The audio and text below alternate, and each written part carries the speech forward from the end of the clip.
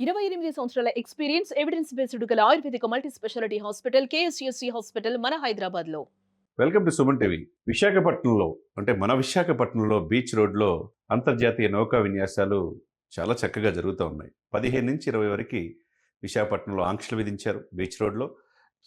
ఎందుకంటే దీని పూర్వపురాలు సుమన్ టీవీ వీక్షకులకు తెలియజేయాల్సిన అవసరం ఉన్నది.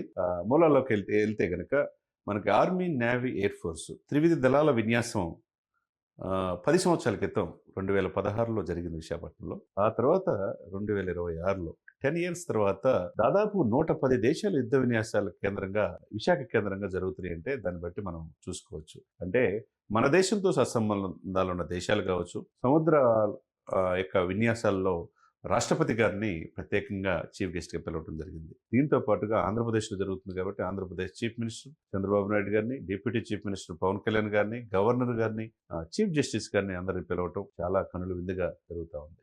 ఎందుకంటే మన దేశం దేనికి తీసిపోదు అన్న విధంగా అటు ఆర్మీలో, నేవీలో, ఎయిర్ ఫోర్స్‌లో బడ్జెట్‌లో కూడా ఎక్కువగా నిధులు కేటాయిస్తున్నారు. ఆపరేషన్ సింధూర్ తర్వాత మన దేశ సైనిక స్వయం సమృద్ధి ఏ విధంగా ఉందో ప్రపంచానికి కూడా మనం తెలియజేశాం. కాబట్టి అగ్రరాజ్యాలు కూడా భారతదేశాన్ని చూసి ఆశ్చర్యపోయే పరిస్థితి. నిన్ననే వచ్చిన ఫ్రాన్స్ అధ్యక్షుడు ఈ భారతదేశం మధ్య ఎటువంటి రక్షణ ఒప్పందాలు జరిగినాయి కూడా మనం చూసాం. సరే కట్ చేస్తే ఈ రోజున సిరిపురం అంటే ఈ మొత్తం కూడా వివిధ దేశాల యొక్క విన్యాసాలు ఇంతకుముందు మనం చూసిన గతంలో 2016లో అయితే 50 దేశాలు వస్తే ఇప్పుడు దాదాపు 110 దేశాలు యుద్ధ విన్యాసాల కేంద్రంగా విశాఖపట్నం కేంద్రంగా జరిగినాయి. రాష్ట్రపతి గారు గౌరవ వందనం స్వీకరించారు. దాంతోపాటు నిన్న సాయంత్రం జరిగిన ఈ యొక్క విందు సమావేశానికి పవన్ కళ్యాణ్ గారు ప్రత్యేక ఆకర్షణగా నిలిచారు. ఎందుకంటే deputy chief minister Pawan Kalyan garu ఎక్కడ గెలవని వ్యక్తి, అక్కడ గాజువాక్లో గెలవని వ్యక్తి, తర్వాత 2 చోట్ల పోటీ చేసిన 2 చోట్ల ఓడిపోయిన వ్యక్తి ఈ రోజు 100% స్ట్రైక్ రేట్‌తో అటు సినిమాల్లోనూ రాజకీయాల్లోనూ నెక్స్ట్ లెవెల్ అంటే మనం దాన్ని బట్టి అర్థం చేసుకోవచ్చు. ఇటీవల కాలంలో అదే విశాఖపట్నం నేవీ బేస్‌లో ప్రత్యేకంగా పవన్ కళ్యాణ్ గారిని పిలిచారు. పవన్ కళ్యాణ్ గారితో పాటు అకిరానందన్ వెళ్ళారు. ఇప్పుడు తన భార్య శ్రీమతి అన్నా లెజినోవతో కలిపి ఈ యొక్క విన్యాసాలకు వెళ్ళటం, రాష్ట్రపతి గారితో కూడా కూర్చోవటం చాలా కనుల విందుగా ఉందని చెప్పాలి. ఎందుకంటే మనం చూసాం అక్కడ అందరూ కూడా పవన్ కళ్యాణ్ గారు తెలియని వాళ్ళు ఎవరు లేరు. ఆయన ఎంత కష్టపడి రాజకీయాల్లో వచ్చాడు, సినిమాలో ఎలా అలరిస్తున్నాడు. ఈ ఇంటర్నేషనల్ ఫీట్ రివ్యూ 2026 ఏంటి అని ఒకసారిగా చూస్తే అంతర్జాతీయంగా మన యొక్క సముద్ర యొక్క ఆధిపత్యం, సముద్ర ద్వారా ఎలాంటి వ్యాపారాలు చేసుకోవాలి, సముద్ర ద్వారా ఇతర దేశాల సరిహద్దుల్లో మత్స్యకారులకు ఇబ్బంది లేకుండా ఏ విధంగా చేసుకోవాలా, దీనికోసం అహర్నిశలు కష్టపడుతున్న ఈ యొక్క నౌకాదళంలో పనిచేసే ఎంప్లాయీస్ వాళ్ళ యొక్క స్వయం ప్రతిపత్తి ఏంటి, మన దేశ గొప్పతనం ప్రపంచానికి తెలియజేయడం దీని యొక్క ముఖ్య ఉద్దేశంగా మనకు తెలుస్తా ఉన్నది. ఏదేమైనా కానీ సాగర్ అన్వేషిత కావచ్చు, సముద్ర పరిశోధనలో మన విన్యాసాలు ఇంటర్నేషనల్ ఫ్లీట్ రివ్యూ 2026 రేపు జరిగే విన్యాసాలతో పాటుగా మొత్తం కలిపి 15-20 వరకు ఒకే చోట త్రివిధ దళాలు విన్యాసాలు చేయటం మామూలుగా ఉండదు.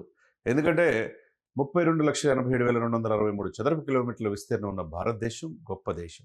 సరిహద్దు దేశాల నుంచి రక్షణ కోసం ఆర్మీ, నేవీ, ఎయిర్ ఫోర్స్ ఇప్పటి నుంచి కాదు, స్వాతంత్రం వచ్చినప్పటి నుంచి వాళ్ళకి స్వయం ప్రతిపత్తి ఆయా ప్రభుత్వాలు రక్షణ శాఖ కావాల్సిన ఆయుధాలు కావచ్చు, నౌకలు కావచ్చు, అన్ని రకాలుగా -°C చేస్తున్న మన సైన్యానికి భారతదేశం గొప్పగా వాళ్ళకి రక్షణ కల్పిస్తూ ఉన్నది.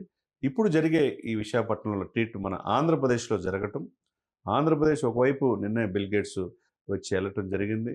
ఒకవైపు ఆర్థికంగా స్వావలంబన కోసం విజన్ 2040 డాక్యుమెంట్తో భారతదేశం ముందుకెళ్లే విధంగా ఆంధ్రప్రదేశ్ కూడా ముందుకు రావాలనే ఉద్దేశంతో ఒకవైపు పనిచేస్తూ ఉన్నారు మోదీ గారి ఆశీస్సులతో.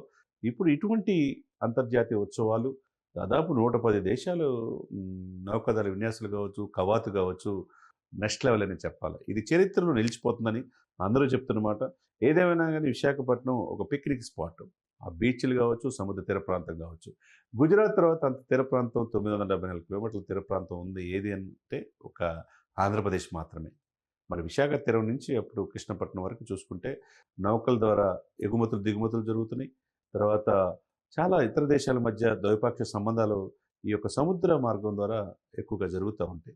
మనం సెకండ్ వరల్డ్ వార్ చూసిన తర్వాత అక్కడ మన విశాఖపట్నం ఏంటి అనేది అందరికీ తెలిసింది. ఏదేమైనా కానీ త్రివిధ దళాలు ఒకే చోట ఉండటం, ఆ విన్యాసాలు 100 దేశాల విన్యాసాలు చూడటం, దాంట్లో భారతదేశం యొక్క గొప్పతనం, భారతదేశం సైనికుల యొక్క స్వయం సమృద్ధి ఏ విధంగా ఉందో కనులు విందగా రాష్ట్రపతి గారి సమక్షంలో చూడటం అనేది చాలా అద్భుతంగా ఉంది.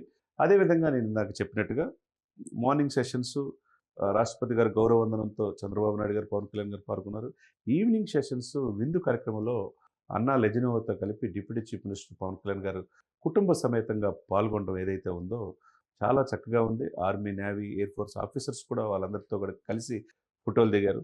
అంటే ఒకటి రాజకీయాల్లో ఉన్నప్పుడు, సినిమాల్లో ఉన్నప్పుడు బిజీ షెడ్యూల్‌లో తన ఫ్యామిలీతో కూడా స్పెండ్ చేయడం అనేది చాలా గొప్ప అనుభూతిగా దీన్ని బట్టి అర్థం చేసుకోవచ్చు. కాబట్టి ఎవరైతే విమర్శిస్తారో పవన్ కళ్యాణ్ గారిని, ప్రతిదానికి కూడా ఆయన ఎక్కడ గెలవడు, తన గేటుగాడ తన ఒక్క స్థానం కూడా గెలవడు అనే పరిస్థితి నుంచి ఈరోజు త్రివిధ దళాల మనసు కూడా గెలిచాడంటే పవన్ కళ్యాణ్ గారి యొక్క చిత్తశుద్ధి, పవన్ కళ్యాణ్ గారి కమిట్మెంటు, పవన్ కళ్యాణ్ గారు ఈ దేశం పట్ల అంకిత భావం ఏంటనేది ఈ యొక్క ఇది ద్వారా మనకు తెలుస్తూ ఉంది. ఒకవైపు చీఫ్ జస్టిస్‌తో ఆయన మాట్లాడే తీరు కావచ్చు, ఒకవైపు రాష్ట్రపతి గారితో కావచ్చు, ఒకవైపు గవర్నర్ గారు సంభాషణ కావచ్చు. ఎక్కడికి వెళ్ళినా పవన్ కళ్యాణ్ గారికి అంత స్వాగతం పలుకుతుందంటే ఆయన కఠోర శ్రమ ఈరోజు ఈ దేశానికి ఒక గొప్ప నాయకుడిని తయారు చేసిందని మనం అనుకోవచ్చు.